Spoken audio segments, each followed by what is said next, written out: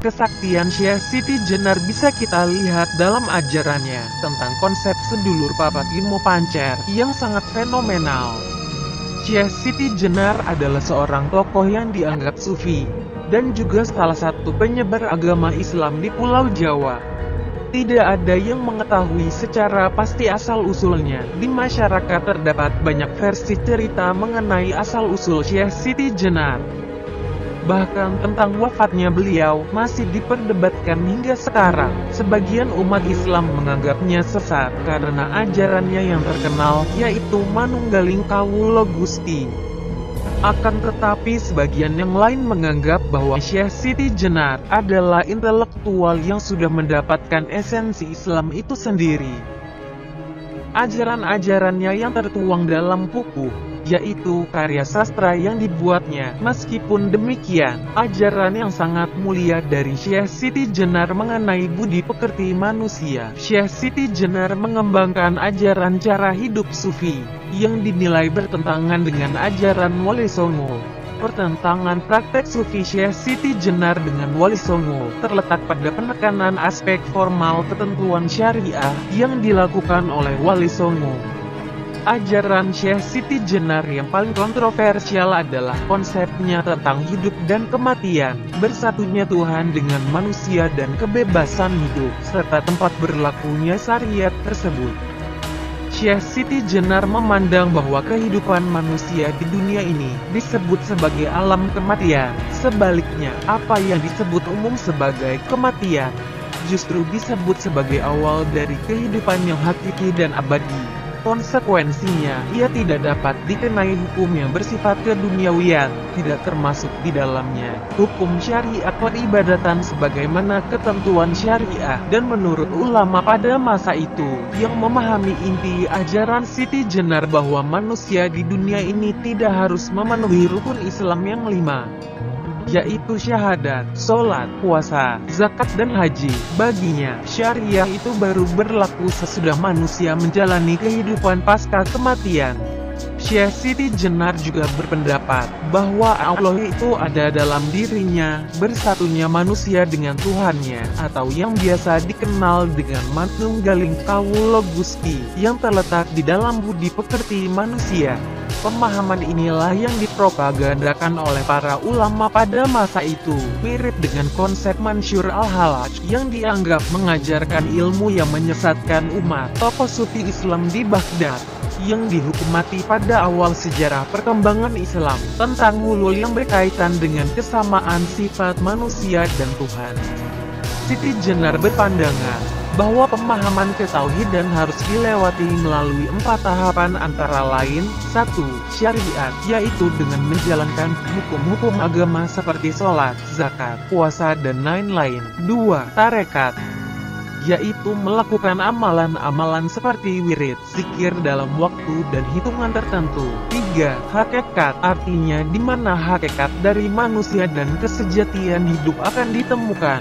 4. Marifat adalah tingkatan tertinggi dalam tahapan ini, yaitu kecintaan kepada Allah dengan makna seluas-luasnya. Bukan berarti bahwa setelah memasuki tahapan-tahapan tersebut, maka tahapan di bawahnya ditiadakan. Pemahaman inilah yang kurang bisa dimengerti oleh para ulama pada masa itu tentang ilmu tasawuf yang disampaikan oleh Syekh Siti Jenar. Ilmu yang baru bisa dipahami setelah sekian ratusan tahun lamanya setelah wafatnya sang syekh. Para ulama mengkhawatirkan adanya kesalahpahaman dalam menerima ajaran yang disampaikan oleh Syekh Siti Jenar, sehingga penyebar Islam yang dikomandoi para Wali Songo waktu itu mempropaganda Siti Jenar, ditambah suhu politik kala itu yang tidak mendukung untuk penyebaran ajarannya. Para dewan wali mengkhawatirkan kepada masyarakat awam, di mana pada masa itu ajaran Islam yang mulai berkembang disampaikan masih sebatas pada tingkatan syariat saja. Sedangkan ajaran Syekh Siti Jenar sudah memasuki tahap hakikat, bahkan marifat kepada Allah, atau kecintaan dan pengetahuan yang mendalam kepada Allah. Oleh karenanya, ajaran yang disampaikan oleh Siti Jenar hanya dapat dibendung dengan propaganda ajarannya dengan kata sesat. Dalam pupuhnya, Syekh Siti Jenar merasa malu apabila harus berdebat masalah agama. Apalagi harus dipertikaikan hingga terjadi pertumpahan darah. Alasannya sederhana, yaitu dalam agama apapun, setiap pemeluk sebenarnya menyembah Zat yang Maha Kuasa, yaitu Tuhan. Hanya saja, masing-masing kepercayaan menyembah dengan menyebut nama yang berbeda-beda, dan menjalankan ajaran dengan cara yang belum tentu sama. Oleh karena itu, masing-masing pemeluk tidak perlu saling berdebat untuk mendapat pengakuan bahwa agamanya lah yang paling benar. Kesaktian Syekh Siti Jenar ada dalam ajarannya, yaitu Manunggaling Kawula Gusti. Dalam ajarannya ini, pendukungnya berpendapat bahwa Syekh Siti Jenar tidak pernah menyebut dirinya sebagai Tuhan. Manunggaling Kawula Gusti dianggap bukan berarti bercampurnya Tuhan dengan makhluknya, atau bersatunya manusia dengan Tuhannya, melainkan bahwa Sang Pencipta adalah tempat kembali semua makhluk, dan dengan kembali kepada Tuhannya, manusia telah menjadi sangat dekat dengan Tuhannya. Hal ini sesuai dengan apa yang tersirat di dalam Al-Quran. Innalillahi wa innalillahi roji'un, yang artinya, sesungguhnya kita semua berasal dari Allah, dan kepada Allah kita akan kembali. Manunggaling Kawula Gusti memandang dalam diri manusia terdapat ruh yang berasal dari ruh Tuhan, sesuai dengan ayat Al-Quran yang menerangkan tentang penciptaan manusia. Ketika Tuhanmu berfirman kepada malaikat, sesungguhnya aku akan menciptakan manusia dari tanah, maka apabila telah kusempurnakan kejadiannya dan kutiupkan kepadanya rohku, maka hendaklah kamu tersungkur dengan bersujud kepadanya. Quran Surat Al-Sad nomor 71-72. Dengan demikian, ruh manusia akan menyatu dengan ruh Tuhan. Dikala penyembahan terhadap Tuhan terjadi, perbedaan penafsiran ayat Al-Quran dari para murid Syekh Siti Jenar inilah yang menimbulkan polemik bahwa di dalam tubuh manusia bersemayam ruh Tuhan, yaitu polemik paham Manunggaling Kawula Gusti. Pemahaman sekaligus kesaktian Syekh Siti Jenar dalam menyebarkan ajarannya di dalam kitab Al-Quran juga disebutkan, Allah sangat dekat, bahkan lebih dekat dengan urat nadi kita.